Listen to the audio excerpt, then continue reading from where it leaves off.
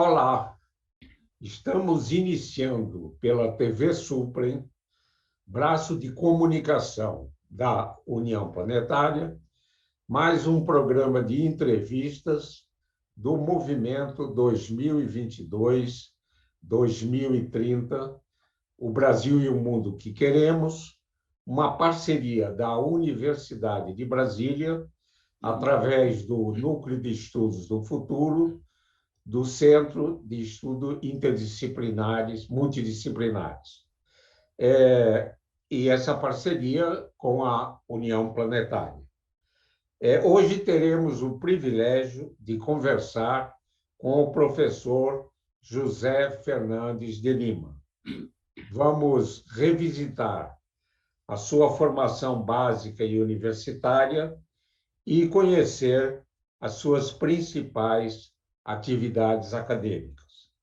O nosso convidado é graduado em Física pela Universidade Federal de Pernambuco, especialista em Física pela Universidade Federal de Sergipe e mestre e doutor em Física pela Universidade de São Paulo. Atuou na área de Física da matéria condensada e na área de Educação. Publicou 35 artigos em revistas científicas, um capítulo de livro e 4 livros. Tem grande experiência em gestão universitária. Na Universidade Federal de Sergipe, foi chefe do Departamento de Física e reitor por 2 períodos consecutivos, de 1966 a 2004. Foi membro do Conselho Nacional de Educação, tendo presidido esse órgão de 2012 a 2014. Foi secretário de Estado de Sergipe, de 2007 a 2010, e diretor de programas da CAPES, de 2004 a 2006. É professor emérito da Universidade Federal de Sergipe. Muito obrigado, professor José Fernandes de Lima, por ter aceito o nosso convite. Na minha primeira indagação, pediria para revisitar sua infância e juventude, sua formação básica e universitária e os caminhos que o levaram a ser um pesquisador, um gestor e um especialista no campo da educação. Muito obrigado, professor Isaac. É uma satisfação poder participar desse programa que eu acompanho mesmo, assim, de longe, todo esse entusiasmo com que vocês discutem as questões da educação e da ciência e da tecnologia do nosso país. Eu vou pedir permissão para começar falando da minha educação infantil.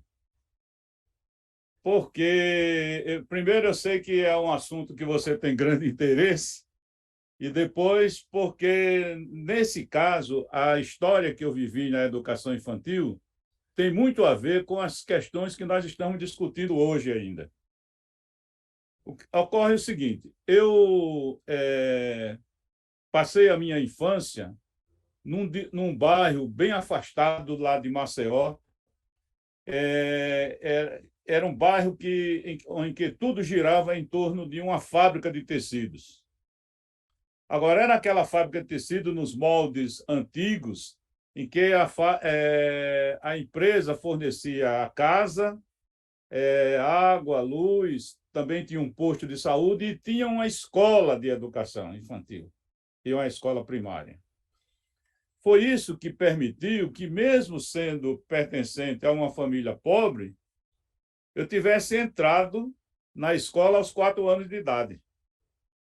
Então, isso faz toda a diferença, porque eu convivi com muitos estudantes, muitas crianças inteligentes, dispostas, que não tiveram essa oportunidade. E hoje a gente vê nós ainda continuamos com essa discussão. Nós precisamos fazer com que as crianças entrem na escola aos 4 anos de idade, como está estabelecido na legislação. Então, naquela época, eu tive essa sorte de poder entrar. Era o Jardim da Infância, que se chamava. Depois disso, nós tivemos a escola, o primário, os 4 anos primários. E aí, depois tem um outro fato que também é muito importante para os dias, para a comparação com os dias de hoje, porque eu estou falando do início dos anos 50, tá certo? Estou falando lá da minha infância nos anos 50. E que tem muito a ver com a situação atual, porque era o seguinte: quando eu estava terminando o ensino primário, nós não tínhamos na região, não tínhamos ali por perto, nenhuma escola de ginásio, nem de ensino médio. Portanto, eu estava fadado a parar a minha educação no ensino primário, no 4º ano primário. Mas aí vem, eu tive a sorte de, quando estava mais ou menos aí pelo 3º, 4º ano primário, foi criado um ginásio perto da minha casa. Não era tão perto, era uns 3 a 4 quilômetros, tá certo? Mas e ginásio noturno. Mas mesmo assim, eu fiz o exame de admissão, que naquela época não tinha lugar para todo mundo, tinha uma concorrência, tá certo? Uma espécie de vestibular. Fui aprovado e consegui estudar esse ginásio. Tinha alguma dificuldade, porque tinha que ir à noite, eu com 11 anos, 12 anos de idade, acompanhando os adultos, tá certo? Para ir para esse ginásio, mas permitiu que eu estudasse. Por que é que eu digo que é uma sorte aí? Porque, mais uma vez, se não existisse a escola relativamente perto da minha casa, eu poderia ter parado. E uma vez parado, a minha família iria me colocar para trabalhar, para fazer alguma outra coisa. E uma vez fazendo alguma outra coisa, tendo que ganhar dinheiro, etc., muito provavelmente teria parado de estudar, como aconteceu com muitos dos meus amigos de infância. Então, eu consegui fazer esse ginásio. Era um ginásio simples, mas tinha um dado muito interessante que também vale a pena a gente comparar com os nossos dias. Os nossos professores não eram assim sumidades, eram pessoas simples da região que ocupavam determinadas posições e que se dispunham a ensinar, mas o nosso ginásio ele tinha um ambiente cultural, um ambiente de estudo muito interessante, de tal forma que, quando a gente aprendia alguma coisa durante o dia, lia alguma coisa naquelas enciclopédias, ou ouvia naqueles rádios antigamente e tal, a gente podia chegar lá no ginásio e puxar essa conversa, e a gente tinha plateia. E talvez tenha sido exatamente esse ambiente de ter a plateia que tenha me levado para ser professor.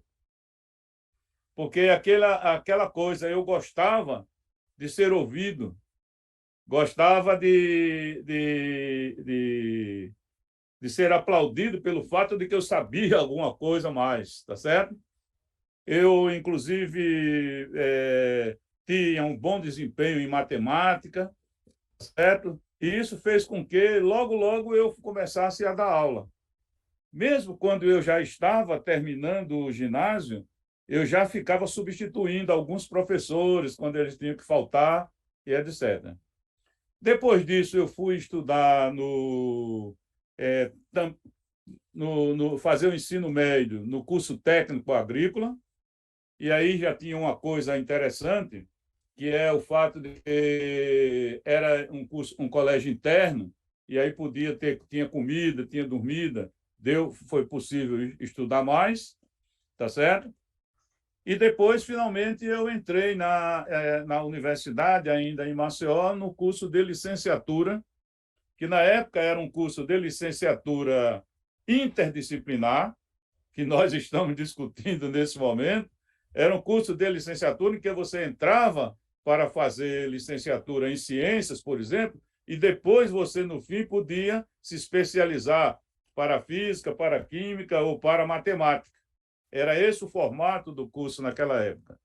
Eu entrei nesse curso e fiz o concurso para o Estado, porque fiz um exame que se fazia na época que permitia que você pudesse ensinar, mesmo não sendo formado ainda, e comecei a dar aula.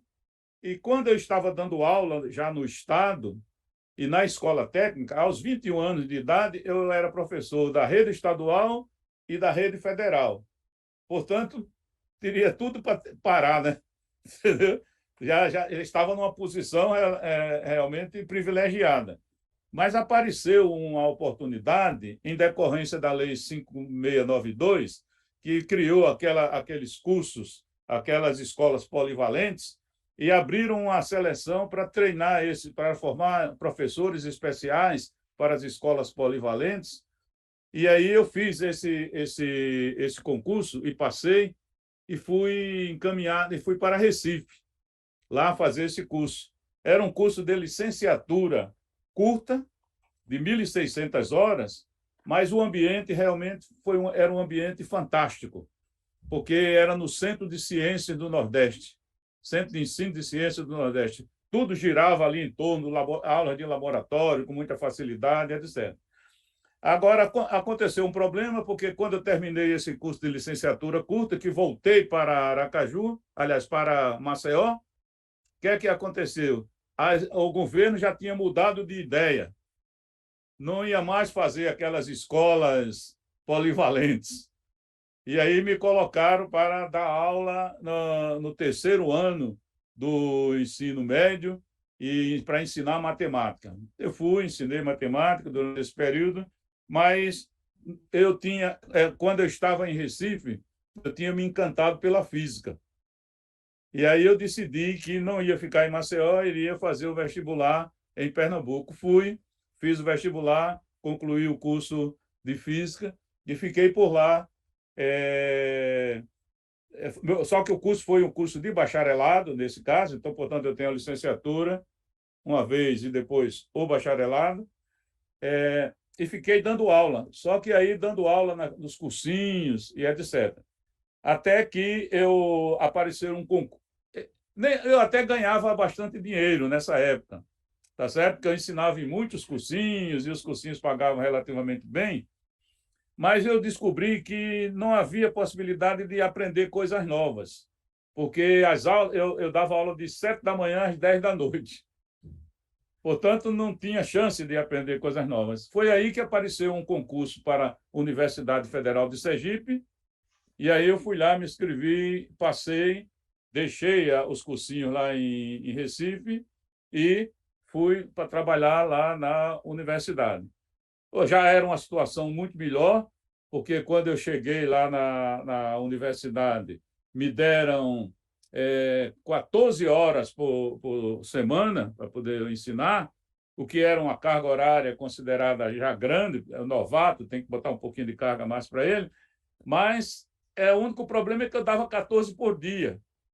Portanto, quando coloca 14 por semana, eu fiquei com muito tempo para estudar, tá certo? E ficava estudando e tal. E, ao mesmo tempo que tinha muito tempo para estudar, mais uma vez, fiquei querendo fazer um novo curso.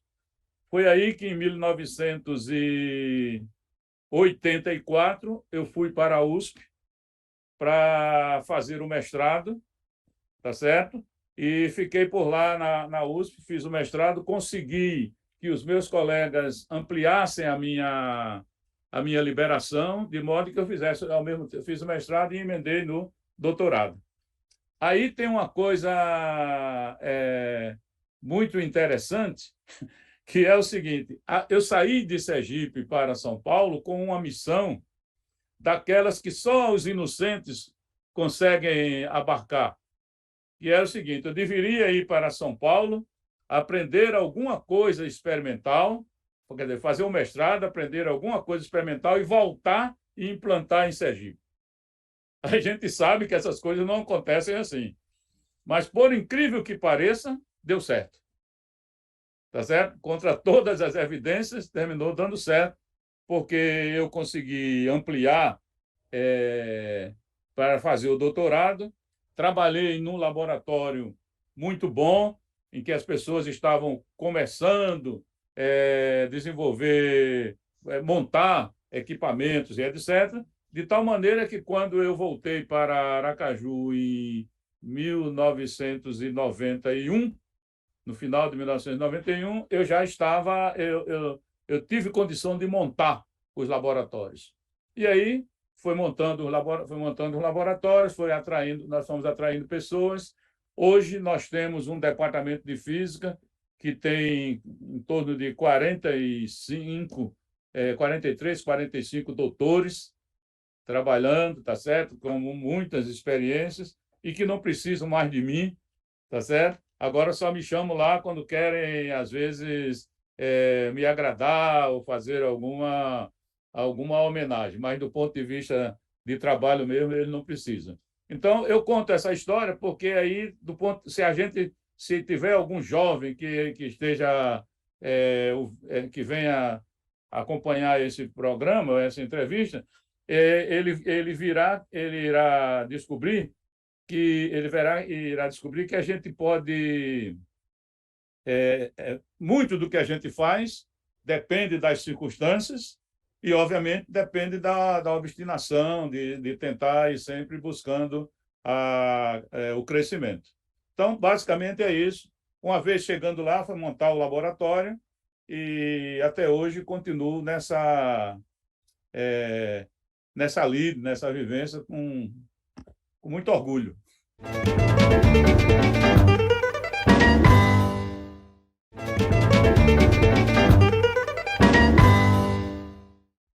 Muito bom, bela trajetória, né? Teve várias curvas nessa estrada, né? E no início respondeu a essa indagação dizendo que teve muita sorte, né? No ensino básico, né? E o que nós estamos lutando juntos, somos parceiros, é para que as futuras gerações não precisem ter sorte, né? Elas automaticamente tenham a oportunidade de entrar na escola aos 4 anos e fazer trajetórias, belas trajetórias, como descreveu. O professor Lima foi reitor da Universidade Federal de Sergipe por 8 anos. Poderia, resumidamente, relatar os progressos dessa universidade durante esse período? Sim. Esse é um dado interessante também, porque quando eu voltei da USP, eu me concentrei muito em montar o meu laboratório e atrair pessoas, fazer concursos, ficar mandando mensagem para as pessoas de fora que quisessem vir participar do concurso, etc. E as pessoas me conheciam, até porque muito antes eu tinha até participado do próprio movimento docente, mas nesse momento conheciam somente que tinha uma pessoa montando um laboratório, tá certo? Eu circulava pouco, mas as pessoas tinham conhecimento de que alguma coisa estava sendo feita lá. E eu virei chefe de departamento, tal. Até que um dia, um colega nosso, que era vice-reitor, resolveu ser candidato a reitor e me chamou para ser o vice dele na chapa. E eu aceitei ser vice na chapa, mas aí, por conta da legislação, ele se viu impedido, e aí os colegas disseram o seguinte: já que você estava aqui como vice, agora você vai ser o candidato. Então, de alguma maneira, eu fui apanhado de surpresa, porque eu não tinha essa prática política dentro da reitoria. Mas, ao chegar na universidade, a assumir a reitoria, eu me deparei com uma situação que não era muito boa, porque o clima, isso foi no final de 1996, o clima nas universidades federais era ruim. Nós tínhamos um baixo astral, as pessoas falavam muito em privatização, em sucateamento, e realmente as condições de trabalho não eram boas. Nós não tínhamos laboratórios, não tínhamos os banheiros com defeito, as salas, etc. E aí, mas nós apresentamos um projeto que consistia em, primeiro, era ampliar a universidade, criar os cursos noturnos e investir na questão da pós-graduação. E nós obtivemos muito sucesso nisso. Eu considero que nós tivemos, eu destacaria como sucesso o seguinte: primeiro, eu dizia tirar a universidade dos muros, ou seja, ampliar o seu diálogo com a sociedade.